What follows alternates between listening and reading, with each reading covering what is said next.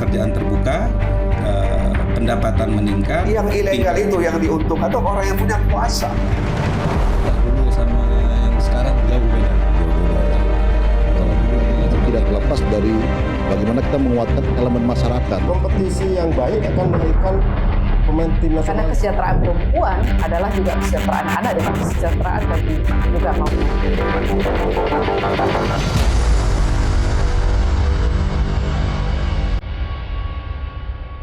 Saya sebut saja lah namanya, M. Nur, mantan Presidium Walhi Aceh itu meragukan kemampuan Anda untuk itu. Ini gimana? Apa indikator penilaiannya, ya kan? Kemudian pertanyaan saya lagi, apa kapasitas si pemberi statement? Apakah kapasitasnya sebagai pemerhati, pengamat, atau sebagai peserta yang tidak lulus CAT misalnya? Kalau kemudian yang bersangkutan itu membanding-bandingkan dengan komisioner yang lain soal pengalaman, soal kurun waktu, ini secara psikologi ini menurut Mirza ini seperti apa nih orang ini?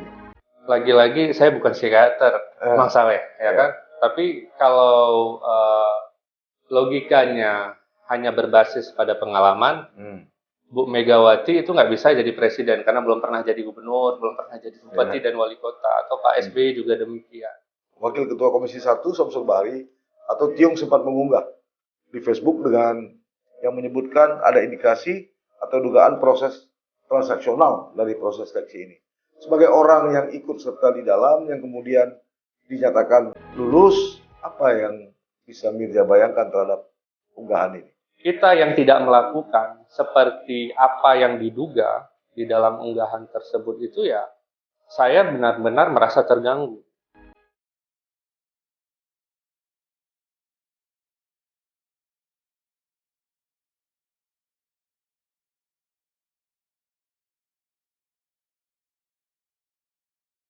Assalamualaikum warahmatullahi wabarakatuh. Sahabat sisi lain, berbagai fakta, data, dan peristiwa terjadi. Media mainstream, bahkan media sosial, melihatnya dari satu sudut. Tapi kami mengungkapnya dari sudut yang berbeda. Ikuti sisi lain di channel YouTube Saleh Abdullah.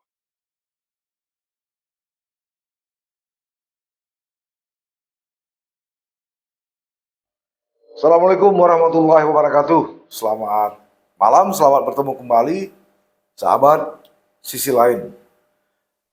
Selain persoalan perpanjangan masa tugas pejabat Gubernur Aceh Ahmad Marzuki, publik di Aceh juga sedikit terusik dengan pemberitaan mengenai seleksi komisioner Komisi Independen Pemilihan atau KIP Aceh. Ini bermula dari unggahan di media sosial salah seorang anggota DPR Aceh yang juga wakil ketua Komisi 1 DPR Aceh, yaitu Samsul Bahri alias atau akrab yang dipanggil Tiong, mengunggah di dinding akun Facebooknya bahwa patut diduga ada terjadi bayar-membayar ataupun praktek transaksional terhadap seleksi pengawas ataupun anggota komisioner KIP Aceh tersebut, yang telah diputuskan oleh Komisi 1 pada tanggal 6 Juli 2023. Menyusul kemudian salah satu channel YouTube, yaitu dengan narasumber Muhammad Nur, mantan Ketua Wali atau Presidium Wali Aceh, menyebut salah satu komisioner yang terpilih yaitu Ahmad Mirza Safwani yang tidak memiliki ataupun dia menyebut memiliki kemampuan di bawah rata-rata. Saya tidak menghadirkan kembali M. Nur karena memang apa yang sebagai M. Nur tentu harus saya klarifikasi kepada Ahmad Mirza atau sering diakrab Mirza, seorang akademisi Fakultas Hukum Universitas Syakwala atau USK Banda Aceh. Malam ini saya mengundang yang bersangkutan untuk mempertanyakan apa yang dituduhkan kepada yang bersangkutan. Saya memang teman dengan Mirza, oleh karena itu perbincangan malam ini saya harus nyatakan dulu, saya akan menggunakan hak disclaimer sehingga dialog ini akan lebih objektif, lebih mendalam. Setuju kan? Siap. Oke, Assalamualaikum Mirza. Waalaikumsalam. Saya pertama dulu nanya, kita langsung aja lah. Ya. Bahwa Anda kan sebagai seorang akademisi di Fakultas Hukum, kemudian saya juga mengetahui Anda juga punya beberapa jabatan, misalnya seperti Ketua Pusat Riset Kejaksaan ya. Ya. Kok tiba-tiba begitu maju sebagai anggota komisioner KIP Aceh? Kira-kira motivasinya apa ini? Ya, terima kasih Bang Saleh. Masih diundang di podcast yang menurut saya menjadi referensi bagi informasi masyarakat Aceh. Nah, tentang pertanyaan Bang Saleh, mengapa saya maju menjadi calon komisioner KIP, saya pikir banyak hal yang memotivasi. Yang pertama, barangkali karena background saya adalah di ilmu hukum dan secara spesifik juga saya di program hukum tata negara atau bidang HTN, yang tentu konsentrasi HTN ini salah satu sub pembahasannya adalah tentang kepemiluan dan ilmu politik. Nah, ini dari segi keilmuan ya. Nah, kemudian juga dari sudut pandang pemahaman saya dari perspektif konstitusional, nah Komisi Pemilihan Umum sebagai penyelenggara pemilu, begitupun di Aceh dengan nama KIP, KIP. Tentunya kewenangannya itu diberikan oleh Undang-Undang Dasar. Ya, jadi dari segi kelembagaan, saya pikir kewenangannya diberikan oleh konstitusi dan beririsan dengan apa yang selama ini saya lakukan, baik itu di dalam pembelajaran maupun di dalam riset-riset. Saya pikir itu bagian daripada motivasi saya, dan juga tentunya KIP ini adalah sebagai penyelenggara pemilu atau pesta demokrasi. Nah, di dalam sebuah pesta demokrasi, tentunya kita menghendaki bagaimana penyelenggara ini tidak hanya hadir secara profesional, secara berintegritas, akan tetapi juga benar-benar melayani masyarakat di dalam bidang pemilu. Saya kira itu yang sebenarnya inti daripada penyelenggaraan pemilu itu sendiri adalah untuk melayani masyarakat di dalam penyelenggaraan kepemiluan. Ya, sempat muncul pemberitaan ya dari tujuh komisioner terpilih, 5 diantaranya berlatar belakang sarjana ekonomi. Anda sendiri yang berlatar belakang hukum. Tapi di sudut lain juga ada, saya sebut saja lah namanya, M. Nur, mantan Presidium Walhi Aceh itu meragukan kemampuan Anda untuk itu. Ini gimana nih? Ya, soal meragukan atau memuji, saya pikir itu hak setiap orang dalam menilai. Tetapi pertanyaan saya mungkin apa indikator penilaiannya, ya kan? Kemudian pertanyaan saya lagi, apa kapasitas si pemberi statement? Apakah ini pertanyaan ya?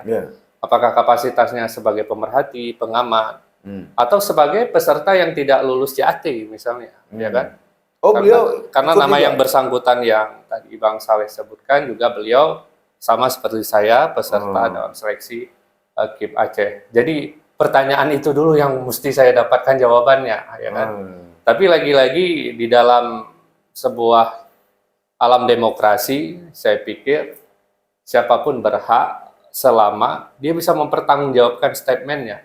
Artinya di situ kebebasan setiap orang berpendapat. Selama tidak ada motif ujaran kebencian atau hal-hal yang menjurus terhadap delik-delik pidana ataupun perbuatan pidana, ya saya pikir setiap orang berhak untuk berpendapat. Tapi kembali lagi ke pertanyaan saya tadi, apa indikatornya dan apa kapasitasnya? Ya, jadi ya itu. Atau mungkin karena kecewa nggak terpilih itu. Ya saya nggak bisa membaca perasaan beliau ya. Jadi tapi dia membaca perasaan. Oh. Ya kemudian ya kalau ingin saya sedikit menjawab dengan data, Bang Saleh bisa tracking data mulai saya lulus CAT, saya juga masuk 7 besar, 5 besar, Ya. kemudian malah 3 besar nilai CAT saya kalau saya tidak salah. Kemudian juga itu data ya, data. Kemudian hasil seleksi mulai dari psikotes, kemudian tes narkoba, tes kesehatan, uji baca Quran, dan wawancara oleh pansel, penilaian saya juga 7 besar, Mas Ali. Ya. Ya. Jadi kan basisnya kan harus data juga, makanya tadi saya tanya indikatornya apa gitu. Jadi ya alhamdulillah dalam perjalanan saya ikut dalam proses seleksi, saya 7 besar. Jadi kalau komisioner itu 7 orang, selama dalam proses itu, saya pikir secara penilaian, saya masuk dalam kualifikasi penilaian. Tadi M. Nur gugur di mana dia? Di CAT. Seingat saya di CAT, CAT ini tahapan yang keberapa? itu yang pertama. Yang pertama ya. Yang Jadi yang pertama. pertamanya setelah proses seleksi administrasi. Dia sangat mendasarkan pertanyaan-pertanyaan yang dasar, saya pikir ya. Tes. Jadi ya kalaulah boleh, ini nggak kata Mirja, kalaupun boleh saya berandai-andai, ya kemampuannya di dasarnya pun sebenarnya sudah gugur ya. Yes, silakan Pak Saleh menerjemahkan. Ya.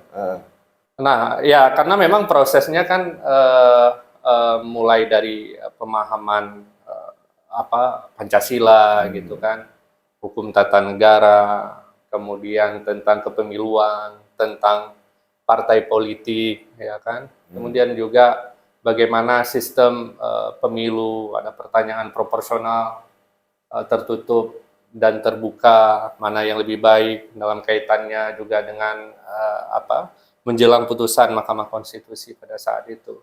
Ya saya kira ini pertanyaan-pertanyaan yang sangat mendasar juga, dan hal-hal yang menurut saya sudah semestinya juga menjadi pengetahuan ya bagi peserta seleksi KIM, misalkan terkait dengan putusan 61, putusan 66 tahun 2017. Ya. Kan? Kalau kemudian yang bersangkutan itu membanding-bandingkan dengan komisioner yang lain soal pengalaman, soal kurun waktu, ini secara psikologi ini menurut Mirja ini seperti apa nih orang ini? Lagi-lagi saya bukan psikiater, Mas Saleh, ya kan? Tapi kalau logikanya hanya berbasis pada pengalaman, ya mungkin Bu Megawati itu nggak bisa jadi presiden karena belum pernah jadi gubernur, belum pernah jadi bupati dan wali kota, atau Pak SBY juga demikian. Atau tokoh-tokoh bangsa yang pernah memimpin bangsa ini, yang barangkali secara struktural dia tidak pernah dalam jabatan yang berjenjang gitu kan. Yang kita persamakan mungkin sebagai bagian daripada pengalaman. Tapi kan lagi-lagi pengetahuan itu bukan saja didasari oleh pengalaman, ya kan, dari sisi empiris, pernah jadi ini, pernah jadi itu. Itu salah satunya sumber dari pengetahuan, tapi juga bagian dari kemampuan bacaan, kemampuan memahami peraturan perundang-undangan. Kabarnya skripsi Mirja S1-nya juga soal pemilu. Enggak, bahkan skripsi saya itu tentang KIP. Oh, tentang KIP, ya. Kedudukan Komisi Independen Pemilihan Aceh itu dalam pemilihan S1. Itu S1 dan 10 tahun berapa ya? 13 tahun yang lalu mungkin saya tulis ya. Nah, artinya memang bicara tentang kelembagaan KIP ini bukan sesuatu yang baru buat saya, dan bahkan karya pertama saya di dunia pendidikan itu adalah skripsi saya itu tentang KIP Aceh. Ya. Oke, sekarang sebelum terjun ke komisioner di kampus ya, apa aja kira-kira kegiatan selain mengajar? Nah, selain dosen, saya juga menjadi pembina di beberapa UKM dan juga menjadi teman diskusi bagi UKM-UKM yang saya bukan pembinanya. Saya juga dipercayakan sebagai Ketua Pusat Riset Kejaksaan Universitas Syah Kuala. Sebelumnya juga di Pusat Riset Ilmu Kepolisian yang proyeknya itu hampir seluruh Indonesia. Tapi bukan proyek NGO kan? Ya kebetulan bermitra dengan Mabes Polri, Oh, iya. jadi ya kegiatannya di seluruh Polda Iya. di Indonesia. Hmm. Jadi itu bagian daripada pengalaman. Kemudian juga menjadi konsultan di Balai Kementerian, beberapa kabupaten dan kota juga, Bang Saleh. Dan ya fokus saya sebagai selain sebagai pengajar juga yang konsultan tadi terkait dengan reformasi birokrasi dan juga terkait dengan legal drafting lah. Karena kan kalau di ATN itu salah satu sub pembahasan terkait dengan perancangan peraturan perundang-undangan. Ya, Jadi saya pengajar juga. Kembali lagi saya bertanya ya, karena dalam salah satu channel YouTube itu, Saudara M. Nur itu kan langsung menyebut nama gitu. Ya. Kira-kira menurut Mirja sendiri apa sih motivasi di balik itu? Soal motif lagi-lagi saya nggak bisa baca Setidaknya dari ukuran gaming hati atau dari dia. gestur gitu. Ya kan? Nah, Saya karena nggak, ini rekamannya ini disebarkan kemana-mana nih. ya, Nah, ya saya nggak tahu apa yang menjadi motivasi yang bersangkutan. Akan tetapi bagi saya mendapatkan juga video tersebut dikirim ke saya. Kemudian saya teruskan ke Bang Munawar ya, karena dibandingkan dengan Bang Munawar. Kemudian Bang Munawar juga ketawa ya kan, kok kita nih diadu-adu, kata Bang Munawar ya kan. Nggak tahu nih hubungan emosional kita berdua gimana gitu. Dan saya sangat dekat dengan beliau. Dan lama ini saya sangat hormat juga kepada beliau. Jadi ya beliau juga jadi nggak enakan gitu kan. Ya, kenapa harus terkesan ingin membenturkan saya dengan beliau ya, membandingkan ini beliau.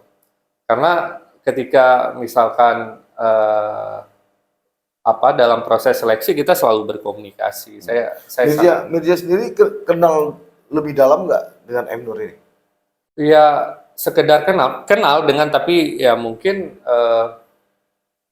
tidak terlalu dekat. Kalau ukurannya disebut sebagai sahabat, mungkin bukan teman yang intens ngopi, tapi ya pernah sesekali ketemu di warung kopi dan saya tahu beliau pernah di Walhi. Ya. Oke, dari M. Nur sekarang kita coba lanjut. Ini kan beberapa waktu lalu sebelum pengumuman itu dikeluarkan, Wakil Ketua Komisi 1 Samsul Bahri atau Tiong sempat mengunggah di Facebook dengan praduga, walaupun ini bercanda, tapi menurut saya ini serius. Karena ini ada ditempel 7 nama yang menyebutkan ada indikasi atau dugaan proses transaksional dari proses seleksi ini. Sebagai orang yang ikut serta di dalam, yang kemudian dinyatakan lulus, apa yang bisa Mirja bayangkan terhadap unggahan ini? Ya, saya terus terang dengan unggahan itu, yang pertama saya terganggu, ya kan? Karena sangat ini memang ditutup kalimatnya dengan harapan sekaligus pertanyaan, mudah-mudahan hoax segala macam. Tetapi ketika data tersebut disebar, persepsi publik itu kan beragam, ya kan? Dan kita yang tidak melakukan seperti apa yang diduga di dalam unggahan tersebut itu, ya saya pikir saya benar-benar merasa terganggu dengan unggahan tersebut. Dan saya pikir ketersinggungan ini juga bukan di saya saja, tapi juga saya kan juga melaporkan kepada pimpinan saya, dekan Fakultas Hukum, saya sampaikan kepada beliau, juga kepada Ketua Ikatan Advokat Indonesia IKADIN, Bang Sapar, juga dengan Ketua sebagai Forum Jurnalis Aceh juga saya sampaikan. Dan ini juga menjadi ketersinggungan organisasi kolektif, ya, tempat kebersamaan saya selama ini. Jadi ya teman-teman juga sedang menelaah juga dan sedang mempelajari.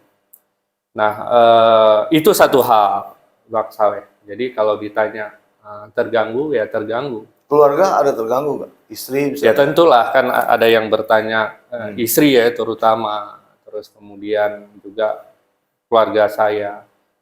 Dan ini kan nyaris membuat dan mengganggu kehormatan saya dan keluarga saya. Nah, itu poin pertama.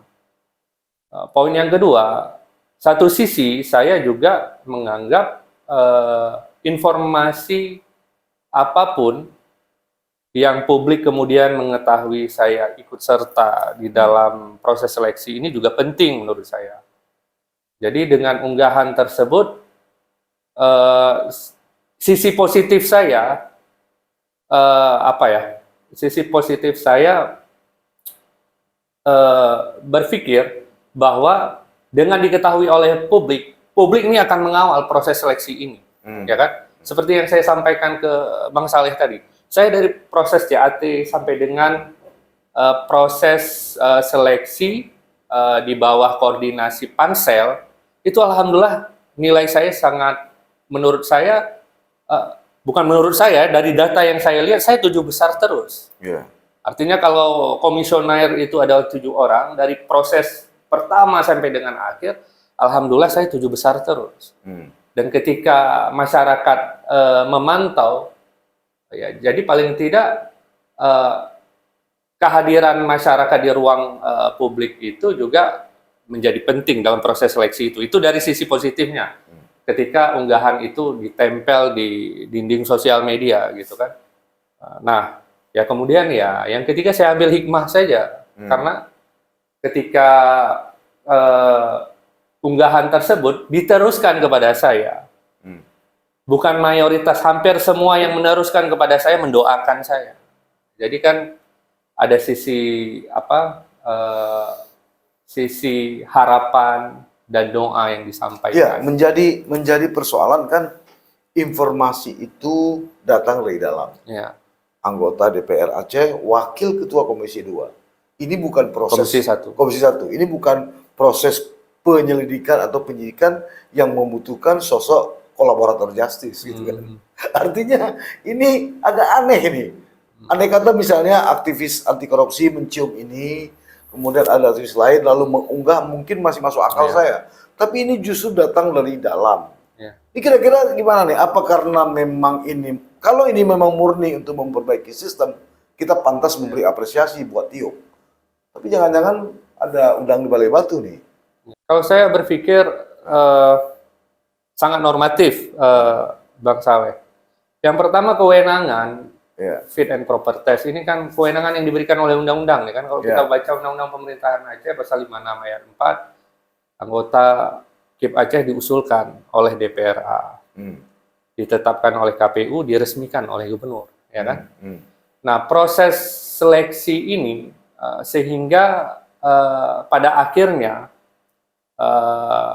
kita dihadapkan dengan uji kelayakan dan kepatutan oleh DPR. Nah, bagaimana dinamika internal DPR kan saya pikir hanya Komisi 1 yang lebih paham bagaimana dinamikanya. Kita sebagai peserta mungkin tidak masuk ke dalam dimensi itu. Bahwa kemudian ada perbedaan-perbedaan juga kita tidak membaca. Karena saya terus terang, Bang Saleh, ini memang sudah dimensi politik ketika fit and proper test. Tapi juga saya berangkat dari dimensi teknis, mulai dari CAT, psikotes, dan seterusnya. Artinya semuanya saya lakukan dan saya penuhi prosesnya, ya kan? Ya, di DPR pasti proses politik lah. Tapi bahwa kemudian DPR memilih nama-nama yang telah ditetapkan dan kemudian diumumkan, ya barangkali ada pertimbangannya, ya kan? Ada pertimbangan dan saya yakin pasti ada indikatornya, ya kan? Pasti ada indikatornya, walaupun ini dimensi politik. Bahwa ada perbedaan di situ, ya kami sebagai peserta kan hanya mengikuti jalur yang disediakan oleh panitia. Panitia mengumumkan bahwa besok kami ikut fit and proper test, maka kami akan ikut. Oh, kalau panitia menggeser, ya kita akan ikut jadwal yang disampaikan oleh panitia. Dan pengalaman saya, Bang Saleh, ketika mengikuti proses seleksi itu bukan berarti kita adem-adem saja di ruang kelas. Misalnya saya kasih contoh ya, ruang kritis juga kita peserta.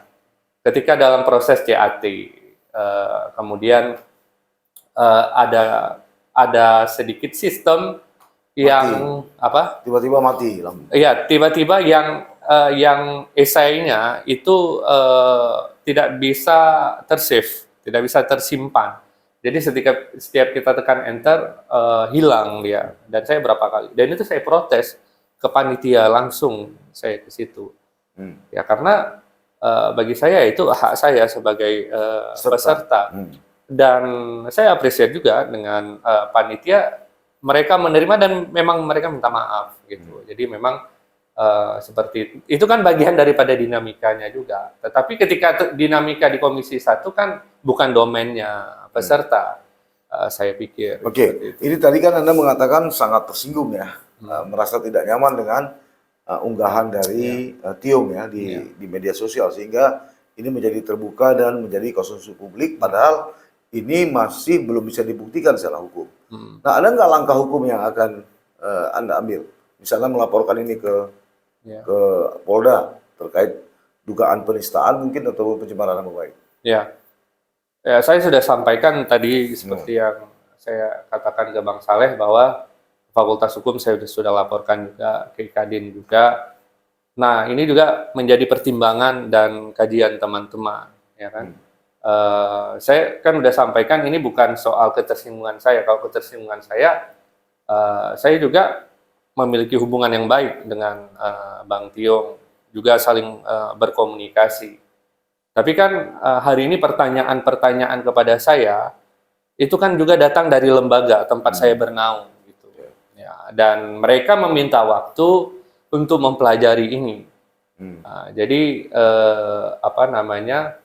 Ya kita lihat nanti ya kan, bahwa beliau terus terang Bang Saleh, beliau juga menghubungi saya mengklarifikasi ya bahwa itu tidak ditujukan kepada saya gitu. Tapi kan nama iya persoalannya saya juga sampaikan ya kan, ada nama saya di situ dan saya ya, ikut terseret dalam isi status yang diduga itu, ya kan? Andai kata tidak ada gambar itu, sebatas kalimat atau narasi, mungkin tidak begitu substansi kan? Iya, nggak mengarah ke kita, ke peserta yang disebutkan. Ya, itu Bang Saleh yang saya pikir kita tidak cukup saja memenuhi apa yang semestinya diatur oleh prosedur, oleh hukum, ya kan? Tetapi ada arena yang lebih tinggi lagi yang mesti kita hormati adalah moralitas, ya etika. Di ruang publik ya itu yang semestinya sama-sama bisa kita jaga. Saya kira itu.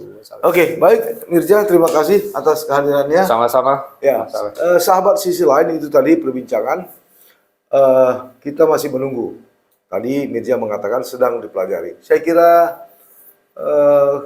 bukan salah mulut untuk bicara, bukan salah tangan yang bergerak.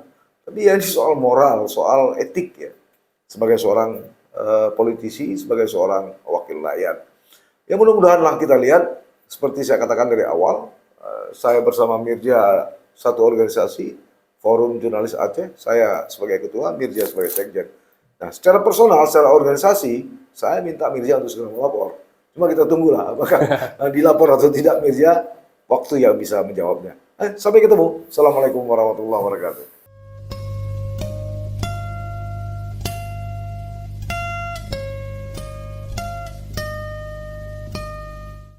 Jangan lupa like, komen, dan subscribe. Serta aktifkan lonceng notifikasi